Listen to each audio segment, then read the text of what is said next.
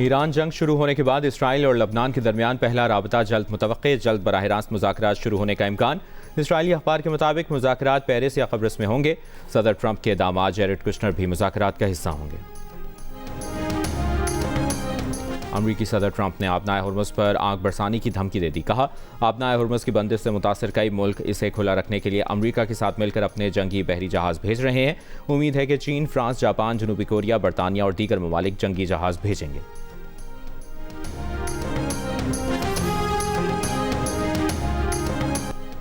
Saudi अरब के Prince सुल्तान airbase पर Iran के मिसाइल हमले में अमरीकी फ़ज़ाइया के 5 रिफ्यूलिंग तैयारे ज़मीन पर ही निशाना बन गए।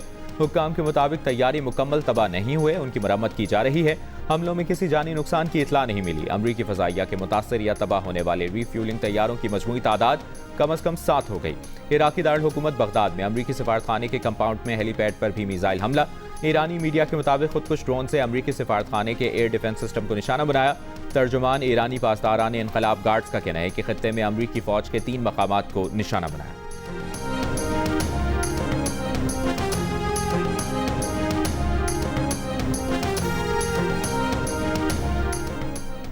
इसराइल पर ईरान के हमले, तल अवीव में 20 धमाके सुने गए।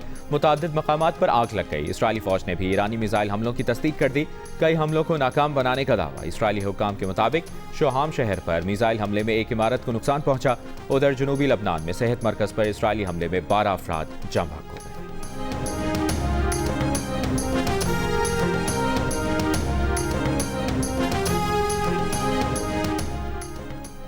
अगले 2 माह के दौरान तमाम महकमों की सरकारी गाड़ियों को मिलने वाले तेल में 50% कटौती होगी। 60% सरकारी गाड़ियों के ग्राउंड किए जाने के फैसले पर अमल दरामद का थर्ड पार्टी ऑडिट करवाया जाएगा। सरकारी और हुकूमती सरपरस्ती में खुद मुख्तार इदारों के मुलाजमीन की तनख्वाहों से 5 से 30% तक कटौती होगी। मुलाजमीन की तनख्वाहों से बतदरीज कटौती को अवामी रिलीफ के लिए इस्तेमाल किया जाएगा। वज़ीर आज़म शहबाज शरीफ ने रोज़ाना की बुनियाद पर रिपोर्ट पेश करने की हिदायत कर दी। सरकारी अफसरान, वज़रा और मुआवनीन खुसूसी के बैरूनी दौरों पर मुकम्मल पाबंदी आयद रहेगी।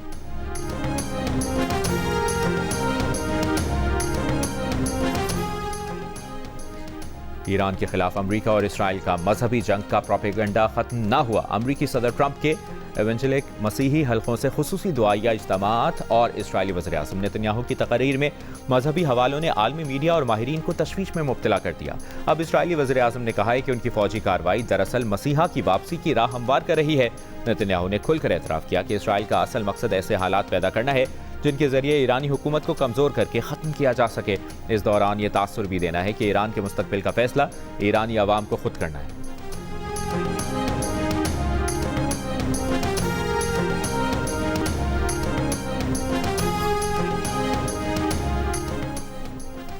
ईरानी फौज के कमांडर इन चीफ अमीर हातमी की बहरा अरब में गुज़श्ता दिनों ईरानी जहाज़ को निशाना बनाने पर अमरीका को जवाबी हमलों की वार्निंग। कहा, ईरानी जहाज़ के हमले को पुरअमन मिशन मुकम्मल करके ईरान वापस जाते हुए निशाना बनाया गया। ईरानी सेलर्स पर बराह रास्त लड़ाई में मसरूफ न होने के बावजूद हमला किया गया।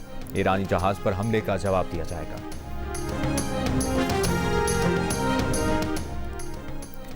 ईरान का चीनी करेंसी युआन में तजारत करने वाले ऑयल टैंकर्स को आबनाए हुर्मुज़ से गुजरने की इजाज़त देने पर गौर। अमरीकी मीडिया ने ईरानी ओहदेदार के हवाले से दावा किया है कि ईरान महदूद तादाद में ऑयल टैंकर्स को आबनाए हुर्मुज़ से गुजरने की इजाज़त देने पर गौर कर रहा है, बशर्त यह कि तेल के कार्गो की तिजारत चीनी युआन में हो। फ्रांस और इटली का अपने बहरी जहाज़ आबनाए हुर्मुज़ से बाहिफाजत गुजारने के लिए ईरानी हुकूमत से राबता। अखबार फाइनेंशियल टाइम्स के मुताबिक फ्रांस समेत यूरोपीय मुल्क ईरानी हुकूमत से बातचीत कर रहे हैं ताकि उनके बहरी जहाज़ आबनाए हुर्मुज़ से बाहिफाजत गुजरने की जमानत दे सकें।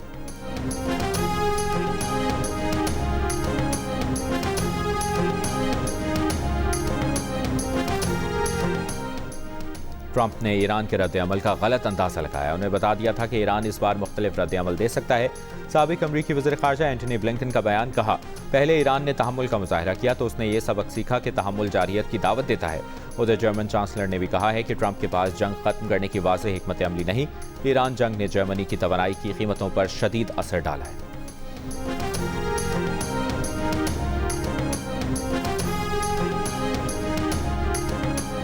ईरान में हमले के बावजूद बेखौफ मजमा अल्लाह अकबर की सदाएं लगाता रहा। हमला उस वक्त हुआ जब खातून अमरीकियों को अल्लाह अकबर का मफहूम समझा रही थीं।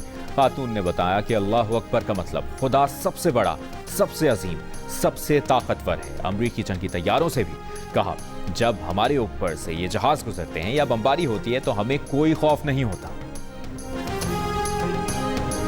अफगान तालिबान ने गुज़श्ता रोज पाकिस्तान पर ड्रोन हमले किए। ड्रोन्स को हदफ तक पहुंचने से पहले मार गिराया गया। ISPR का कहना है कि तबाहशुदा ड्रोन के मलबे से कोयटा में 2 बच्चे जख्मी हुए। कोहाट और रावलपिंडी में भी एक शख्स जख्मी हुआ। हमले अवाम में खौफ फैलाने की अफगान तालिबान की नापाक कोशिश है। अवाम और मुसल्लह अफवाज अफगानिस्तान पर काबिज गिराए की दहशतगर्द मलेशिया की हकीकत जानते हैं। अफगान सरजमीन से दहशतगर्दों के खात्मे तक ऑपरेशन गज़ब लिल हक जारी रहेगा। अफवाज दहशतगर्दी और इसकी तमाम शक्लों के खिलाफ साबित कदमी से लड़ती रहेगी।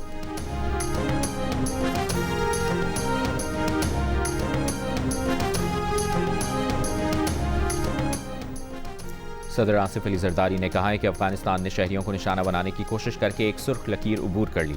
गैर कानूनी और दहशतगर्द तालिबान हुकूमत ने यह सुर्ख लकीर उबूर करके अपने ऊपर संगीन नताइज मुसल्लत कर लिए हैं। अफगानिस्तान ने दहशतगर्द गिरोहों को महफूज पनाहगाहें फराहम न करने का वादा किया था। अब वो इस्लामी दुनिया की एक बड़ी अस्करी ताकत को इश्तियाल दिलाने की जसारत भी कर रही है। दहशत और पेशियाना ताकत के जरिए कायम अफगानिस्तान की गैर कानूनी हुकूमत अपनी जिम्मेदारियों से मुसलसल मुकर रही है। पाकिस्तान की मुसल्लह अफवाज और सिक्योरिटी इदारे मुल्क के दिफा और अवाम के तहफ़्फ़ुज़ के लिए मुकम्मल तौर पर पुरअज़्म हैं।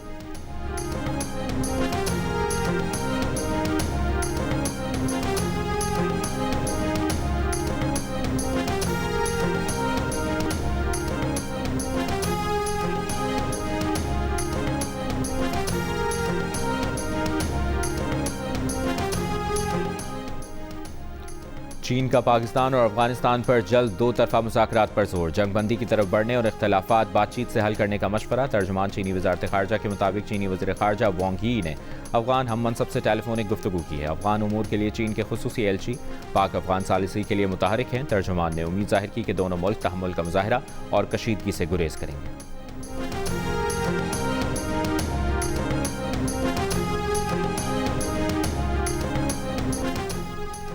अफगानिस्तान की बिला इश्तियाल कार्रवाइयों के खिलाफ ऑपरेशन गज़ब लिल हक जारी।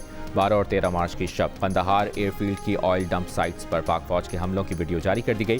वीडियो में हमलों से पहले और बाद के मनासिर वाज़ेह नजर आ रहे हैं। पाक फौज ने Kandahar airfield oil storage sites को निशाना बनाते हुए तबाह कर दिया। Oil storage sites Afghan Taliban और दहशतगर्द तंजीमें अपनी कार्रवाइयों के लिए इस्तेमाल कर रही थी।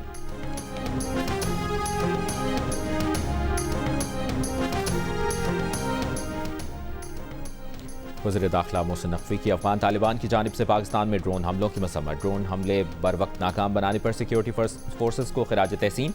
कहा अफगान तालिबान रजीम की शरंगेज़ी नाकाबिल बर्दाश्त है, मुंह तोड़ जवाब देंगे।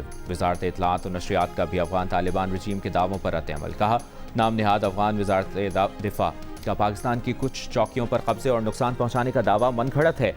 बेबुनियाद दावों के हक़ में कोई काबिल एतमाद और काबिल तस्दीक सबूत सामने नहीं आया। जब भी इन दावों की जांच पड़ताल की गई है तो हमेशा गलत साबित हुई।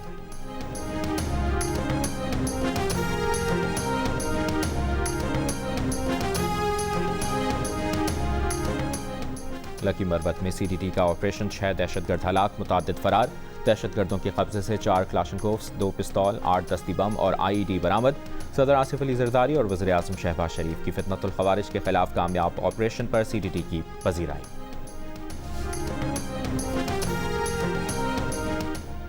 वज़ीर आला पंजाब की एथलीट तालिबा अरम रेहान को भारतीय रिकॉर्ड तोड़ने पर शाबाश। अरम रेहान के कोचिंग स्टाफ को शानदार कामयाबी पर खराज तहसीन पेश किया। मरियम नवाज ने कहा कि अरम रेहान ने 6 साल बाद भारतीय मर्द खिलाड़ी का रिकॉर्ड तोड़कर पाकिस्तानी परचम बुलंद किया। अरम ने 1 मिनट में एक टांग के साथ 143 मरतबा स्ट्राइक करके आलमी रिकॉर्ड बनाया। गवर्नर सिंध निहाल हाशमी से वज़ीर आला सिंध मुराद अली शाह की गवर्नर हाउस में मुलाकात। वज़ीर आला सिंध ने गवर्नर सिंध निहाल हाशमी को ओहदा संभालने पर मुबारकबाद दी। मुलाकात में सूबे की मजमूई सूरत हाल और बाहमी दिलचस्पी के उमूर पर तबादला ख्याल किया गया। गवर्नर सिंध ने कहा कि माह रमज़ान में अशाया खुर्रनोश की कीमतों पर कंट्रोल से आवाम को रिलीफ दिया जा सकता है। वज़ीर आला सिंध का कहना था कि कीमतों पर कंट्रोल यकीनी बनाने के लिए इक़दाम किए जा रहे हैं। दोनों रहनुमाओं का सूबे की तरक्की और आवामी फलाह के लिए मुश्तरका इक़दाम जारी रखने का आज़म।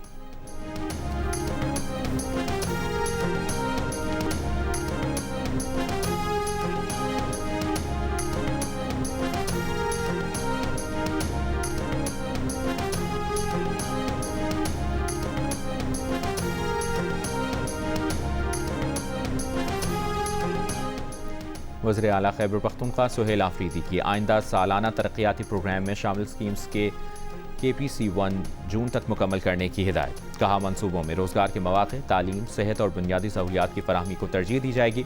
इजलास में बताया गया कि ज़म-अज़ला के तरक्याती प्रोग्राम के लिए विफाक ने कोई फंड्स जारी नहीं किए। सूबाई हुकूमत ने 29 अरब 60 करोड़ रुपए जारी किए।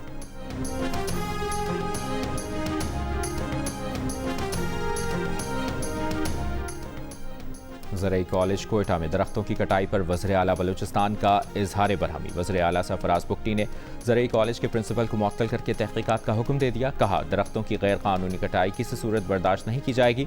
वाक़े की मुकम्मल और जामे इंक्वायरी की जाए। ज़रई कॉलेज कोयटा में दरख्तों की कटाई का मामला गुज़श्ता रोज़ सामने आया था।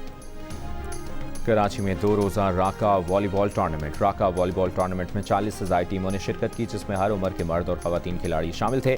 इवेंट में शरीक प्लेयर्स का कहना था कि उन्होंने टूर्नामेंट खूब इंजॉय किया। कराची में रमज़ान सिर्फ क्रिकेट तक महदूद नहीं, बल्कि यहाँ दीगर स्पोर्ट्स में भी ज़बरदस्त मुकाबले होते हैं।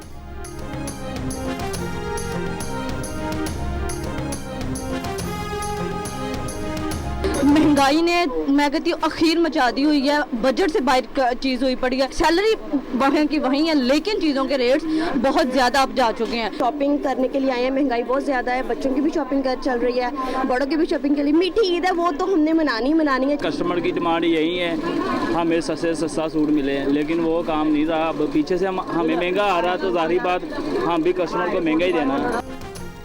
ईद करीब आते ही महंगाई के सताए आवाम के लिए शॉपिंग इम्तिहान बन गई। ख़वातीन का चीज़ें महंगी होने का शिकवा। कहा, पिछले साल के मुकाबले इस साल चीज़ें खरीदना मुश्किल हो गई हैं। तनख्वाहें अपनी जगह, लेकिन महंगाई डबल हो गई है। पर महंगाई जितनी भी हो, मीठी ईद तो मनाएंगे। दुकानदारों का कहना है कि बाज़ारों में रश ज़्यादा, लेकिन ख़रीदार कम है। ईद की तैयारियों में बच्चे भी पेश अपनी पसंद के कपड़े, जूते और चप्पल खरीदें।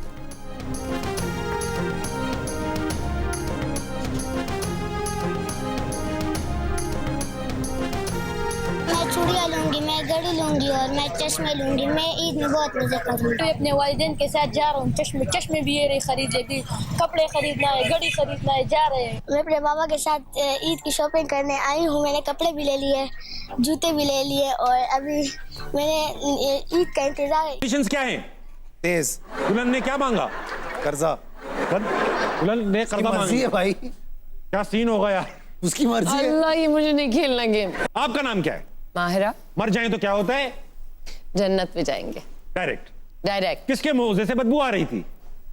बाबर के। अच्छा, बेचारा बाबर फंस गया इसमें। अरे वो बाहर है, वो अपनी कुछ कर। हाँ, बाहर गए हैं, वो खेलने गए हैं, कोलंबो गए हैं, श्रीलंका। अल्लाह अल्लाह, बाबर आजम नहीं। अच्छा, बाबर। ओह, मैं तो उनको जानती भी नहीं हूँ। अच्छा ठीक है। और फहद मुस्तफ़ा के ख्याल में बाबर आजम कौन सा शॉट नहीं खेल सकते? माहिरा खान ने किस क्रिकेटर को पहचानने से इनकार कर दिया? फहद, माहिरा और ताबिश हाशमी के दरमियान दिलचस्प मुकालमा कौन जीता?